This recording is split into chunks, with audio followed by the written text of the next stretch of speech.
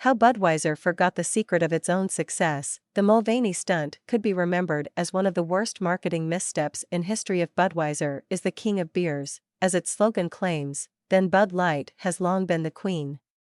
Launched over 40 years ago, in 1982, and now the world's most successful low-calorie beer, B- has long occupied a funny sweet spot in America's sprawling consumer conscience.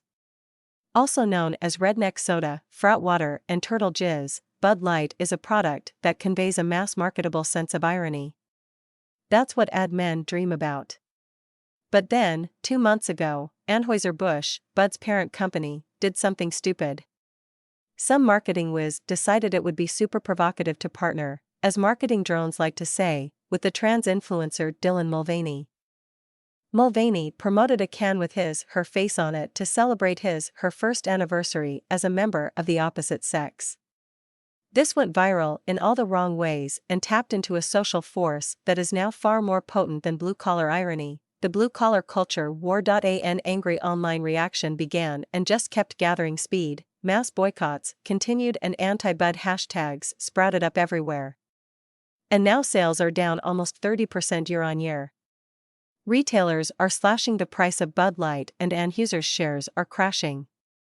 Of course, other economic factors are at play, and Bud Light has been losing market share to Coors Light for some time. Nonetheless, the Mulvaney stunt could be remembered as one of the worst marketing missteps in history.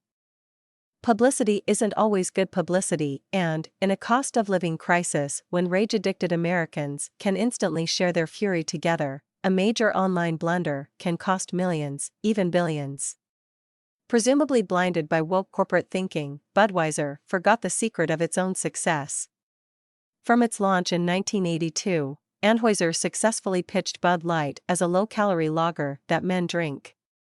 That was no mean feat. Bud Light didn't have as much taste, it wasn't as fattening as traditional beer. But it was also refreshingly no-nonsense.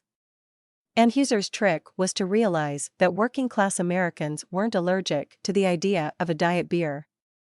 On the contrary, American men love nothing more than boozing and watching sports for hours and hours, because it's fun, so Bud Light turned out to be a perfect drink.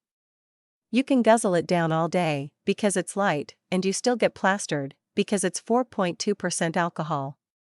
And the more trashy the brand became in the eyes of snobs, the more blue-collar men, or LARPing college kids, adored Bud Light as something authentic and unstuffy. It's so fake it's real.